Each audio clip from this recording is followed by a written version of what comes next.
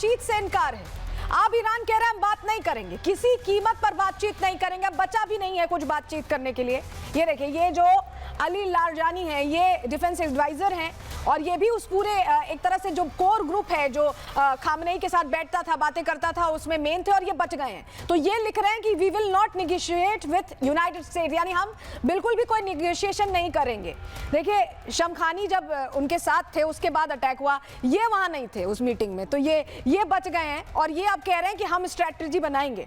ये बड़ी जानकारी हम दर्शकों को दे रहे हैं। सक्सेना सर, वही मैं कह रही थी कि इस तरह से अगर कहें कि ईरान की हम बात कर रहे हैं कि ईरान अभी अटैक कर रहा है, ईरान लारजानी कह रहे हैं कि हम अभी बिल्कुल भी नेगोशिएशन नहीं करेंगे, लेकिन ये कहां जा रहा है? क्योंकि स्ट्रेट ऑफ हॉर्मुज ये बंद कर रहे हैं, यूरोप परेशान हो गया है, नाटो तभी तो इन आया है क्योंकि यूरोप परेशान हो रहा है। पैसे की बात है, सारा पैसों का खेल है अमेरिका के लिए भी। और सबसे बड़ी बात आप ये देखिए कि आई थिंक मैं कल भी यही बात बोल रहा था एक चैनल पे कि जो हमने सोचा था खमनाई का खत्मे का मतलब ये नहीं है कि आपने उसको रिजीम को चेंज कर दिया, बिल्कुल वो एक विचारधारा है और उसके ऊपर एक एक्स की जगह वाई आ जाएगा, उसका सक्सेसर आ जाएगा, नेक्स्ट लेवल आ जाएगा। बट इस विचारधारा को आप इतनी आसानी से खत्म नहीं कर सकते और ये भी बहुत क्लियर है कि अमेरिका बूट्स ऑन ग्राउंड नहीं करेगा, मतलब अपने सैनिक वहां पे नहीं भेजेगा। उसको अफगानिस्तान में और बहुत खराब एक्सपीरियंस हो चुका है, वो केवल इस तरीके से अटैक करेगा।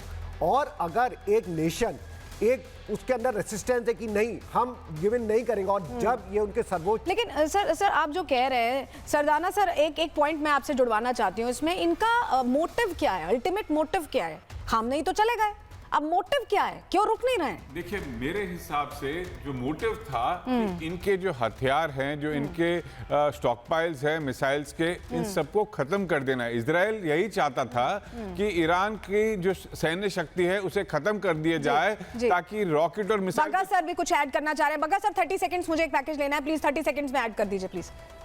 Bagga sir ji please.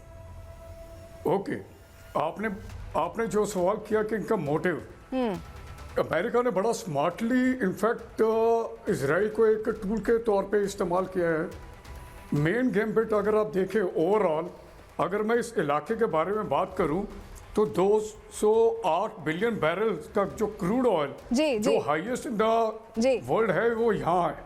हाँ। उसके अलावा बाकी मिनरल्स, तो अमेरिका का इंटरेस्ट है कि मैं किसी एक प्लेटफॉर्म पे बैठ के इस एरिया को डोमिनेट। भी बहुत बड़ी बात आप कह रहे हैं सर, इसे और विस्तार में दूंगी, बहुत बड़ी बात आप कह रहे हैं, लेकिन एक रिपोर्ट दर्शकों को दिखानी कि खाड़ी में संघर्ष कैसे प्रमुख जो पश्चिमी देशों को लेकर अब पूरी तरह से हसल बसल शुरू हो चुका है। रिपोर्ट दिखा रहे हैं दर्शकों को पहले।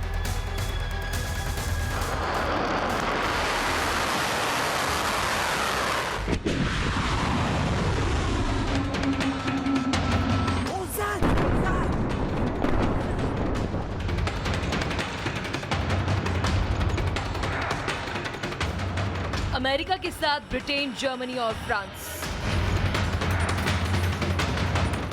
नाटो की तैयारी, वर्ल्ड वॉर 3 की तैयारी। अमेरिका और इजरायल के हमलों के बाद ईरान ने पलटवार किया।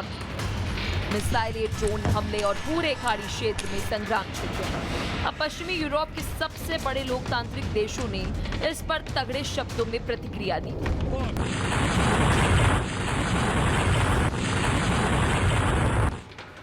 ब्रिटेन, फ्रांस और जर्मनी ने ईरान के हमलों की कड़ी निंदा की और अमेरिका को समर्थन दिया। इन तीनों देशों ने जॉइंट स्टेटमेंट जारी की। ईरान को बिना सोचे समझे हमले रोकने चाहिए, तुरंत बातचीत और कूटनीति की राह अपनानी चाहिए। ईरानी नेतृत्व को बातचीत के लिए वापस लौटने का आग्रह किया।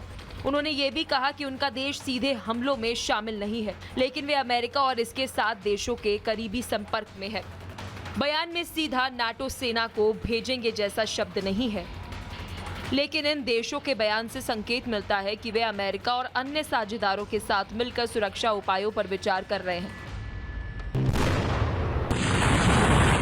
मिलिट्री सहयोग और बेस इस्तेमाल जैसे विकल्प खुले हैं। इससे वैश्विक राजनीति में नई हलचल पैदा हो गई। ब्रिटेन ने अमेरिका को अपने बेस का इस्तेमाल करने देने का फैसला किया ताकि ईरानी मिसाइल क्षमता को निशाना बनाया जा सके। इसे रक्षात्मक कार्रवाई बताया गया है। ये तीनों देश युद्ध को बढ़ाने की बजाय रोकने की बात भी कह रहे हैं। वे ईरान से बातचीत शुरू करने, पारस्परिक मिसाइल हमले रोकने और तनाव को कूटनीतिक रूप से सुलझाने का आग्रह कर रहे हैं।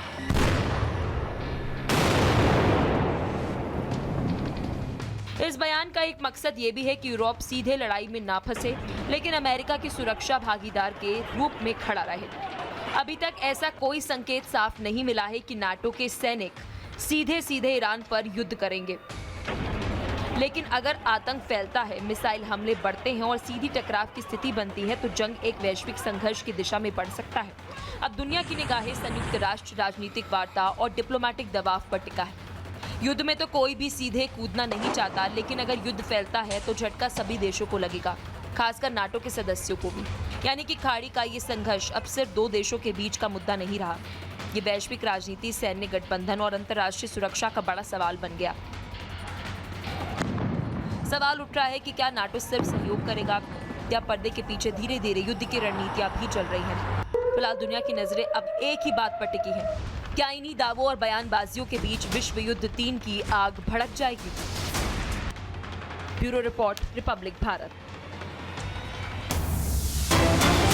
और बीच एक बड़ी खबर मिल रही है, आपको बताया ईरान पर हमले की नई फुटेज अब सामने आ गई है, नई तस्वीर सामने आई है जहां एक्सप्लोजन्स देखे जा सकते हैं। नई फुटेज सामने आई है, वेस्टर्न सिटी है सनदाज, जहां पर यह अटैक हुआ है। तस्वीर हम आपके सामने रखते हैं, तस्वीर देखिए, ये देखिए, ये ईरान पर हमले की बिल्कुल नई तस्वीरें हैं, आज की तस्वीरें हैं, ये ताज़ा तस्वीर आपको दिखा रहे हैं। और ये धुएं का गुबार आप देख रहे हैं, अफरा तफरी आप देख रहे हैं, ये लोकल्स ने रिकॉर्ड किया है। सनानंदाज ये है, ये सनानंदाज जो जगह, और ये देखिए आप, ये आप धुएं का गुबार देख रहे हैं, ये सिविलियन एरिया है पूरी तरह से, यहाँ पे रेजिडेंशियल एरिया, आप दुकानें देख पा रहे हैं। अफरा तफरी जो देख रहे हैं, बहुत भीषण धमाका हुआ है, बहुत भीषण धमाका हुआ है।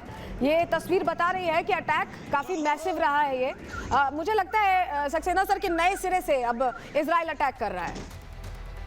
बिल्कुल इजराइल और यूएस का देखिए मकसद बिल्कुल क्लियर है, और वो इस लड़ाई को जल्दी से जल्दी ख़त्म करना चाहते हैं, क्योंकि जैसे आपने देखा भी स्टेट ऑफ हॉर्मुज़ को भी ब्लॉक कर दिया गया है और ये ग्लोबल इकनॉमी पे बहुत बड़ा असर डालेगा। तो आर पार की लड़ाई इजराइल और यूएस कंटिन्यूस इसलिए अटैक करना चाह रहे हैं कि ईरान निगोशिएटिंग टेबल पे आए और उनकी जो 2-3 मांग है, जिसमें वो उसके न्यूक्लियर प्रोग्राम को बंद करना, उसके मिसाइल प्रोग्राम को बंद करना, और जो भी आतंकवादी संगठन है जैसे हिज़बुल्लाह वगैरह, इनको संगठन को सपोर्ट करना नहीं करना ईरान का। तो ये 3 मांगे हैं और जो वो चाहते हैं कि जल्दी से जल्दी पूरी हो और वो अपने इस लड़ाई को ख़त्म कर सके। लेकिन जो माइंडसेट ईरान का है वो कह रहा है कि आपने तो जो करना था कर दिया, आपने हमारे सर्वोच्च लीडर को मार दिया, लीडरशिप को खत्म कर दिया, तो मेरे पास अब कुछ खोने के लिए बचा नहीं है, तो इसीलिए मैं ऑल आउट अटैक करूंगा। और आप एक देखिए, बिल्कुल बड़ी जानकारी सर मिल रही है। जंग के बीच लेबनान में इमरजेंसी बैठक बुलाई गई है, सुबह 11:30 बजे लेबनान में बैठक है, प्रधानमंत्री की बड़े नेताओं के साथ बैठक है, क्योंकि लेबनान में भी ये संकट गहरा रहा है। वहां पर जो विद्रोही हैं वो एक्टिव हैं और उसका नतीजा आम लोगों को भुगतना पड़ रहा है। और लेबनान के लोग इसीलिए हमेशा इस तरह की जब मुश्किल खड़ी होती है, जब पिछले साल भी 2025 में ऐसा हुआ था, 12 दिनों की वो जो जंग हुई थी, उस दौरान भी वहां पर लोग पूरी तरह से पैनिक हो गए थे। और अब यही वजह है कि जंग के बीच लेबनान में एक इमरजेंसी मीटिंग बुलाई गई है।